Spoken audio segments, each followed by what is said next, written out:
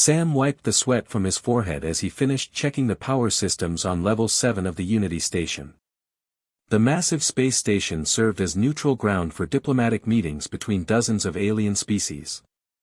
As one of the few human engineers aboard, Sam took pride in keeping the station running smoothly. Today was special. Representatives from across the galaxy had gathered for the Galactic Peace Summit. Sam had seen creatures he never imagined walking the corridors. Some floated like living clouds, others moved on dozens of tiny legs, and a few looked almost human except for their strange colored skin or extra arms. The most impressive delegates were the Zephyrians. These tall, elegant beings had silver skin that seemed to glow with inner light. Their large eyes held an ancient wisdom, and they moved with grace that made everything look like a dance. Sam had heard they ruled one of the most powerful empires in the galaxy. "Sam, we need you in the central plaza," came a voice through his communication device. "Some of the environmental controls are acting up." Sam gathered his tools and headed toward the heart of the station. The central plaza was a huge open area with a clear dome showing the stars above. Today it buzzed with activity as delegates mingled before the main ceremony.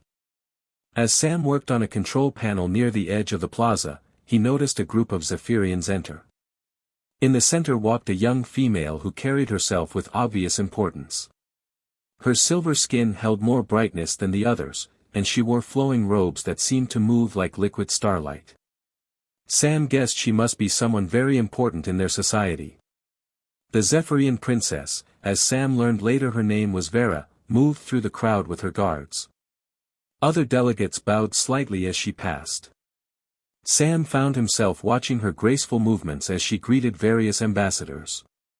Something felt wrong. Sam had worked in space long enough to develop good instincts about danger. The small hairs on the back of his neck stood up. He looked around the plaza more carefully, searching for what had triggered his warning sense. Near one of the support columns, a figure in maintenance clothes was doing something to a service panel.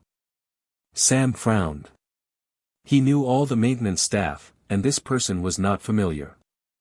The figure's movements seemed nervous and rushed. Sam stepped closer to get a better look. The person at the panel was attaching something small and blinking to the station's power grid. Sam's blood went cold. That looked exactly like the explosive devices he had studied in his emergency training.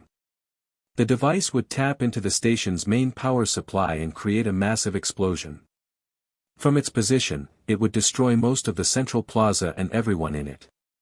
Sam looked at the device, then at the crowd of innocent delegates. Princess Vera stood directly in the blast zone, speaking with a group of ambassadors. She had no idea death was counting down just meters away. Without thinking, Sam dropped his tools and ran toward the column. He reached for his communication device to call security, but realized there was no time. The blinking light on the device was getting faster. The person who planted the bomb saw Sam approaching and ran. Sam ignored them and focused on the device. His engineering training told him exactly what he was looking at. This was a fusion charge designed to look like a power regulator. In about 10 seconds, it would overload and create an explosion equivalent to a small star going supernova. Sam had two choices. He could run and try to save himself, or he could try to minimize the damage somehow. The blast would kill everyone within 50 meters and seriously hurt anyone within 100 meters of the column. Princess Vera stood 40 meters away. Sam made his decision in less than a heartbeat. He could not disable the device in time, but he could change the direction of the blast. If he positioned his body between the bomb and the crowd, his mass might absorb some of the energy and debris. It would not save everyone, but it might save some. It might save her. Sam threw himself against the column just as the device reached critical mass. He spread his arms wide, covering as much area as possible between the bomb and Princess Vera's location. The explosion hit him like the anger of a god. Energy that could melt metal poured through Sam's body. The force lifted him off his feet and hurled him across the plaza. Pain beyond description filled every cell of his being. His vision went white, then black, then white again. But even as the explosion tore through him, Sam felt satisfaction. He had done something that mattered. He had protected innocent people, including the beautiful princess with the silver skin and wise eyes. Then consciousness left him completely. Sam dreamed of floating in warm, healing water. Voices spoke around him in languages he could not understand. Sometimes he thought he felt gentle hands checking his pulse or adjusting something near his head.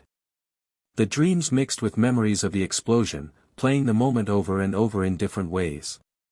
In some dreams, he ran away and let others die. In others, he moved faster and saved everyone. But the dreams that felt most real were the ones where he made the same choice again. Even knowing the pain that would follow, he would throw himself between the bomb and the innocent people. Slowly, the warm floating sensation faded. Sam became aware of his body again. He lay on something soft that supported him perfectly. His chest rose and fell with steady breathing. His heart beat strong and regular. This surprised him. He had expected to be dead. Sam opened his eyes carefully, expecting bright medical lights. Instead, he found himself looking up at a ceiling made of what looked like living crystal. Soft light flowed through the translucent material in patterns that reminded him of flowing water. He turned his head and gasped. The room around him was enormous and filled with the most beautiful creatures he had ever seen. Dozens of Zephyrians stood or sat throughout the space, their silver skin glowing softly in the crystal light. They wore robes of different colors and styles, but all carried themselves with the same graceful dignity. Sam realized he was lying on a platform in the center of the room, with all these elegant beings arranged around him like he was some kind of exhibit. Near his feet stood a Zephyrian who was clearly important. This one was taller than the others, with skin that held more gold mixed with the silver. Robes of deep blue flowed around him, and a simple but clearly valuable crown rested on his head. To Sam's left, on a throne that seemed to float just above the floor, sat Princess Vera. She looked exactly as he remembered, except now she watched him with an expression of intense curiosity. Her large eyes held emotions Sam could not read. "He awakens," said the tall Zephyrian in accented but clear English. "I am Emperor Thane of the Zephyrian Empire. You have been unconscious for 3 of your days." Sam tried to sit up and found that his body responded normally. He felt strong and healthy, which made no sense at all. He looked down at himself and saw that someone had dressed him in simple white clothes. His skin looked normal, with no signs of burns or injury. "I should be dead," Sam said quietly. A murmur went through the assembled Zephyrians. They seemed to find his words significant in some way. "Yes," agreed Emperor Thane. "You should be dead.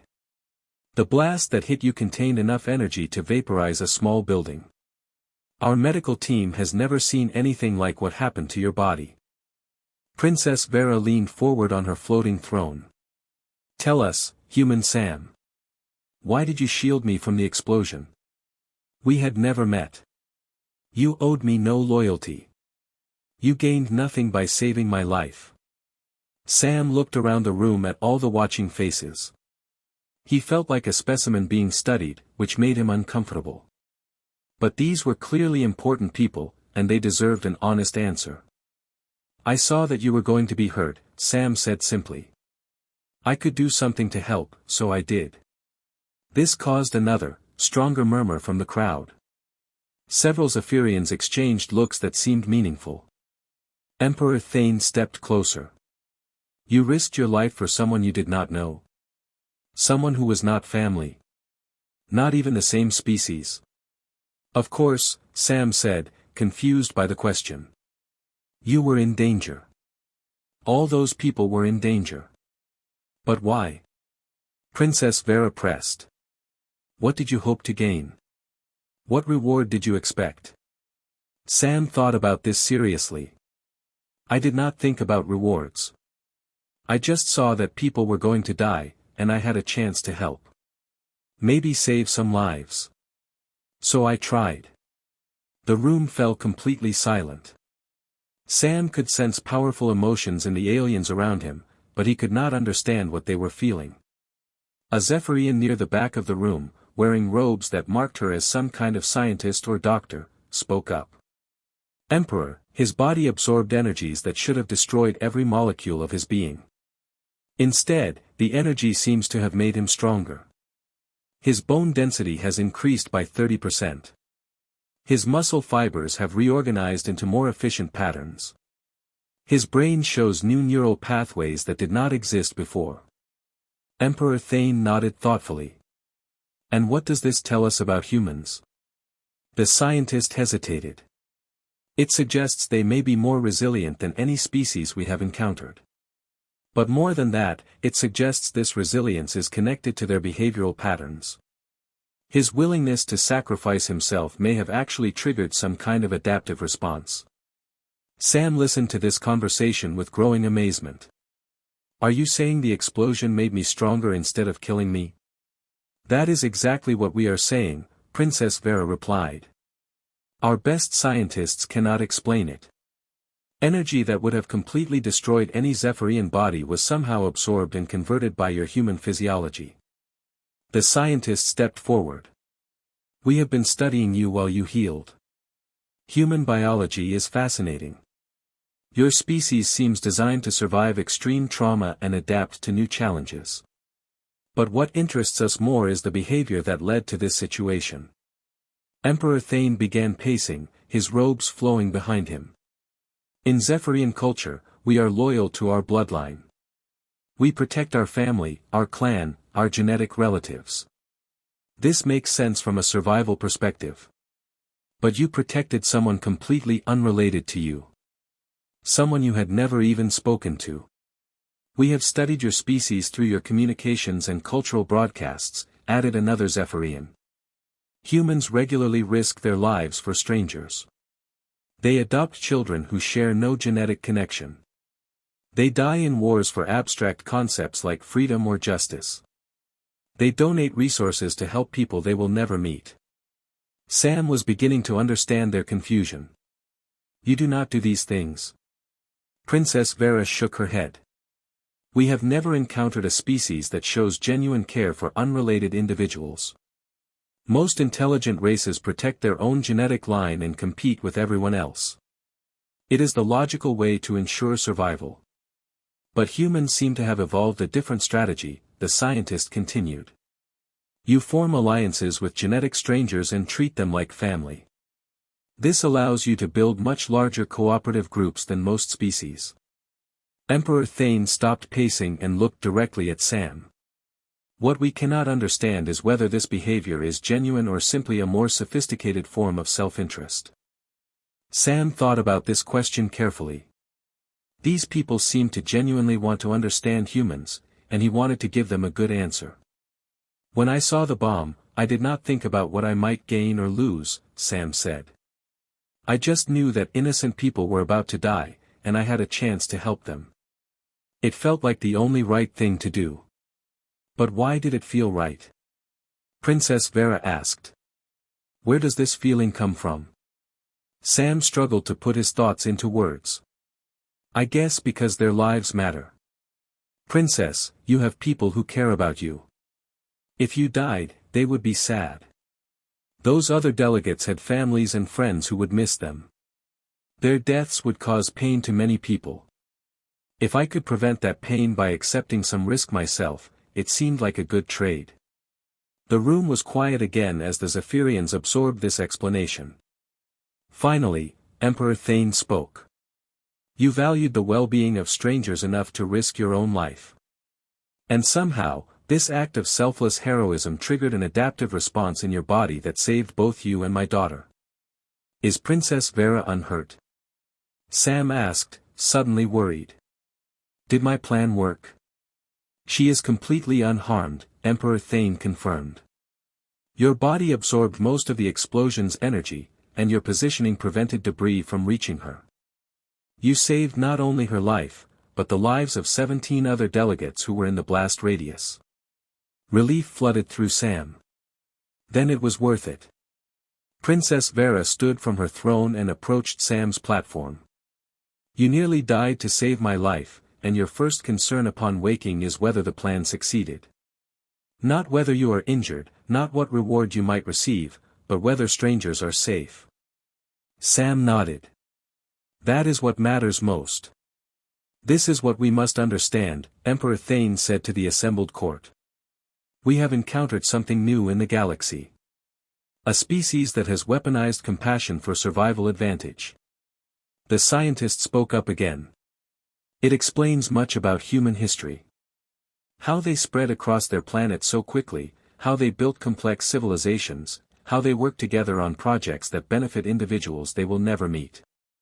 Sam was starting to feel overwhelmed by all the attention and analysis. I am just one person. I cannot speak for all humans. But you can help us understand, Princess Vera said gently. We want to learn about your people.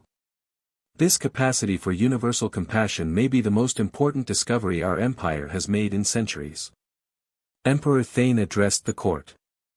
We came to this summit to discuss trade agreements and territorial boundaries. Instead, we have discovered a species that may hold the key to something our empire has never achieved. What is that? Sam asked. Genuine peace, Princess Vera answered. Peace based on mutual care rather than mutual fear. Sam looked around the room at all the elegant, powerful beings studying him with such intensity. He was just an engineer who had followed his instincts to protect innocent people. He had never imagined his simple choice would lead to something like this. What happens now? Sam asked. Emperor Thane smiled, the first time Sam had seen such an expression from a Zephyrian.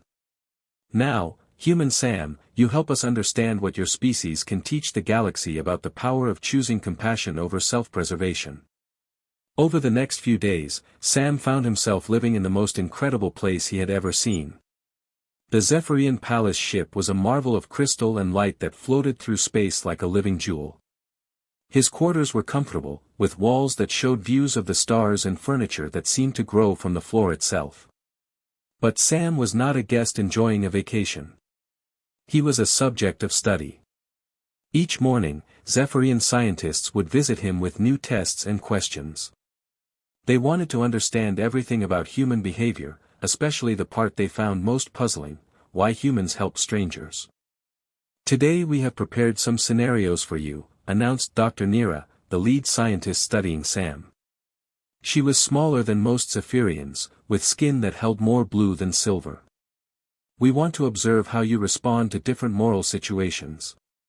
Sam followed her to a room filled with advanced holographic equipment. The walls disappeared, replaced by incredibly realistic projections that made Sam feel like he was standing in different places. The first scenario showed Sam standing on a busy street in what looked like a human city. A small child was chasing a ball into traffic while a large vehicle approached. Sam could save the child by pushing them out of the way, but the action would put Sam directly in the path of the vehicle. What do you do? Dr. Nira asked. Sam did not hesitate.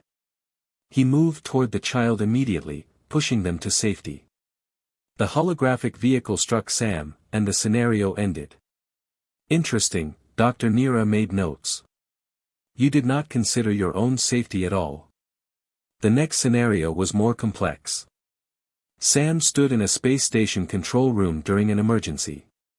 He could save either a section containing 50 strangers or a section containing his best friend. He could not save both. Sam stared at the controls, feeling the weight of the decision. After a long moment, he chose to save the 50 strangers. That was harder, Sam admitted after the scenario ended. But 50 lives outweigh one life, even if that one life matters more to me personally. Dr. Nira and her team exchanged meaningful looks. You chose to let someone important to you die to save a larger number of strangers. It was the right choice, Sam said, though his voice showed the emotional cost of the decision. My friend would have made the same choice. The scenarios continued for hours. Each one presented Sam with moral dilemmas that tested his willingness to help others at personal cost. In every case, Sam chose to help, even when no one was watching and even when helping would bring him no benefit. After the testing session, Princess Vera arrived to escort Sam to dinner. She had visited him every day since he awakened, and Sam found their conversations fascinating. She was incredibly intelligent and asked questions that made him think deeply about things he had always taken for granted. The testing went well, she asked as they walked through corridors lined with flowing crystal formations. I think so, Sam replied. Though I am not sure what they are hoping to learn. Do Zephyrians really never help strangers? Princess Vera considered the question carefully. We help those who serve our interests. We form alliances with those who can benefit our clan. We protect those whose survival benefits our own survival. But helping someone for no personal gain, especially at significant personal cost? No, we do not do this. They entered a dining hall with a clear dome ceiling showing the stars above. The table was set with Zephyrian foods that Sam was learning to enjoy, along with human foods that the palace chefs had somehow obtained. This must seem strange to you, Princess Vera continued as they sat down. That an entire species would find your basic moral instincts so fascinating. Sam thought about this. What seems strange to me is that you find it strange. On Earth, we have stories going back thousands of years about heroes who sacrificed themselves for others. It is one of the things we most admire about people. Tell me about these stories, Princess Vera requested. Sam spent dinner describing human myths and legends about selfless heroes. He talked about firefighters who ran into burning buildings to save strangers, soldiers who gave their lives to protect civilians they had never met, and ordinary people who donated organs to save the lives of others. Princess Vera listened with growing amazement. Your entire culture celebrates this behavior. We see it as the best of what humans can be, Sam confirmed. We tell children these stories so they will grow up wanting to help others. But why? Princess Vera pressed. How does this help human survival? Sam paused, a piece of food halfway to his mouth. I never really thought about it that way. I guess because when everyone helps everyone else, everyone is safer and happier. But what if someone takes advantage? What if they accept help but refuse to give help? Some people do that, Sam admitted. But most people want to contribute something positive. And even the ones who do not help others still benefit from living in a society where helping is normal. Princess Vera shook her head in wonder.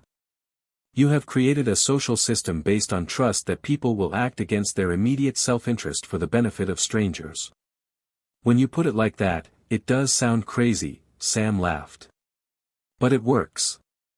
Mostly. After dinner, Princess Vera led Sam to a garden area filled with plants from dozens of worlds. They walked among glowing flowers and trees that sang in the artificial breeze. Sam, Princess Vera said, I want to ask you something personal. When you saw the bomb about to explode, what went through your mind in that final moment? Sam thought back to that instant of decision. I remember thinking that you looked kind. You had been polite to everyone you met, even the delegates from species that were clearly very different from yours. You seemed like a good person who did not deserve to die. You decided I was worth saving based on a few minutes of observation. I decided you were worth the chance to keep living and to keep being kind to others, Sam clarified. I thought about all the good things you might do in the future if you survived. Princess Vera stopped walking and turned to face Sam directly.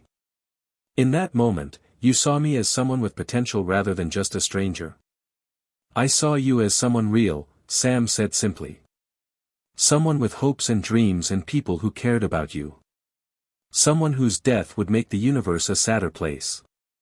Tears began to form in Princess Vera's large eyes. Sam had not known Zephyrians could cry. No one has ever described me that way, she whispered. In our culture, I am valued for my bloodline, my political connections, my potential to create alliances through marriage. But you saw me as someone whose existence had inherent worth. Sam felt awkward, unsure how to respond to such emotion. That is how I see all people. Everyone has some kind of value. Even people you dislike. Even people who have hurt you. Sam considered this. Even people I dislike are still people. They still have the potential to change, to do something good, to matter to someone. I might not want to spend time with them, but I would still try to save their lives if they were in danger. Princess Vera wiped her eyes with a graceful gesture. This is what my father means when he talks about weaponized compassion. You have turned empathy into a survival strategy that makes your entire species stronger. The next day brought a formal meeting with Emperor Thane and his council. Sam was escorted to a magnificent chamber where dozens of important Zephyrians waited to hear Dr. Nira's report on her studies. Honored Emperor, Dr. Nira began, our investigation has revealed remarkable things about human psychology. Subject Sam consistently chooses to help others even when such help provides no benefit and significant risk to himself. And you believe this behavior is typical of humans? Asked one of the council members. Based on our cultural studies and Sam's own accounts, yes, Dr. Nira confirmed. Humans seem to have evolved what we might call an expanded empathy response. They can form emotional bonds with individuals outside their genetic line and treat these bonds as if they were family relationships. Emperor Thane leaned forward with interest. Explain this further. Dr. Nira activated a holographic display showing human brain scans. When Sam thinks about helping strangers, the same neural pathways activate that most species use only for protecting their own offspring. His brain literally cannot distinguish between family and non-family when it comes to protective instincts. A murmur of amazement went through the council. Furthermore, Dr. Nira continued, this appears to be a species-wide trait. Human history shows countless examples of individuals sacrificing themselves for abstract concepts like justice, freedom, or the welfare of future generations they will never meet. How is this possible from an evolutionary perspective? Asked another council member. Humans evolved as tribal cooperators, Dr. Nira explained. Their survival depended on forming large, stable groups with individuals who were not necessarily related. To make this work, they developed the ability to extend family-level loyalty to anyone they perceived as part of their group. Emperor Thane stood and began pacing. And this group can include other species? Apparently so, Dr. Nira confirmed.